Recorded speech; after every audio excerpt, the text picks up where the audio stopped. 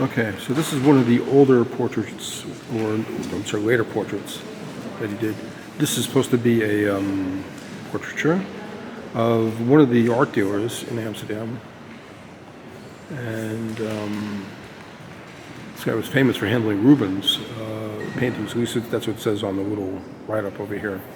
Another portraiture that we find, of course. What else did, Rembrandt didn't do just portraitures, you would think so, from looking here. He did do some landscapes, for whatever it's worth. But, in the mill.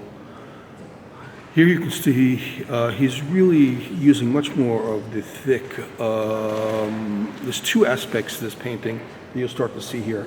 One is that he's using much more, probably because this is a friend of his and somebody who was an art critic, he can get away with it. But one, you see that he used more of the thick line brushstroke techniques with this painting than you see with other ones. You certainly see that in the hand over here.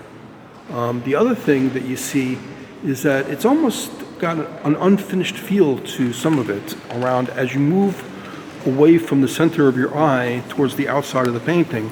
It, he just decided he didn't have to do so much work down there. I don't know if that's the right way to put it. He has there were some paintings that he finished where they were simply, background images and so on were left virtually in the raw. That is, the way they painted these is that there was a grotte, which is like a beige background on the canvas that they put in there, and then they painted over that to lighten it up with layers of white, or leave it dark with layers of dark. One of the things about the Aristotle painting that's kind of unusual is that you see that he painted black. Usually they leave the black in the background, with darker colors in the background. They paint the light colors in, but here you could see that he just more or less, like that hand looks like it's barely painted because that's the background color up to the grotte. And he did this more and more as he continued on in some paintings, but not this one particularly. But you can see a transition that's involved with this work. And like I said, he probably got away with this because this was a friend of his who was a huge art dealer, Peter, whatever. You can see it for yourself over there. Now, moving on to his self-portraits. Rembrandt's self-portraits are the most amazing pieces of art of everything he does, except for maybe the Night Watch, because he knows his own face so well, so he's able to paint the expression so greatly.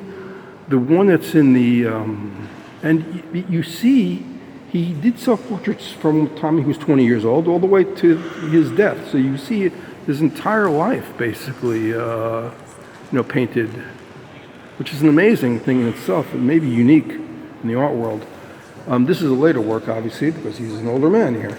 And the other painting that's similar to this is the one that's even more fabulous, is the one that's in the Frick collection. One day we'll get down there and take a look at that again. But this is still just an outstanding picture, and what makes this self-portrait just so amazing is the facial expressions, which especially in this case, it's fabulous. I mean,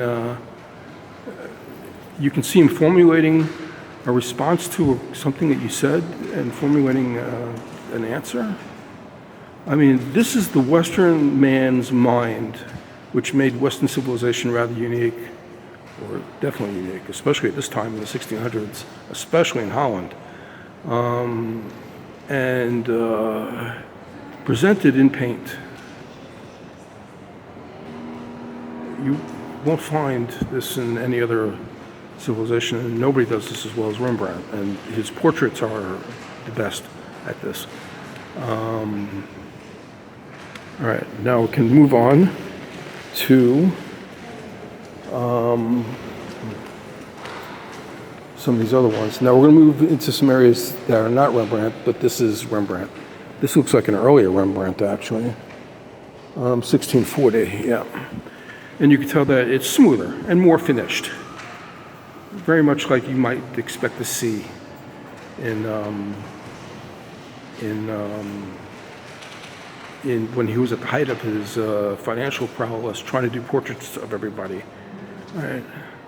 And here you can see the lace is relatively unabstract, right? I mean, he looks like he's trying to do it, as it actually appears.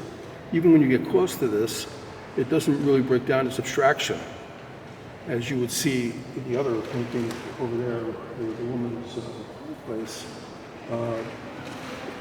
We'll see more in the Franz Hals paintings when we look at the Franz Hals paintings.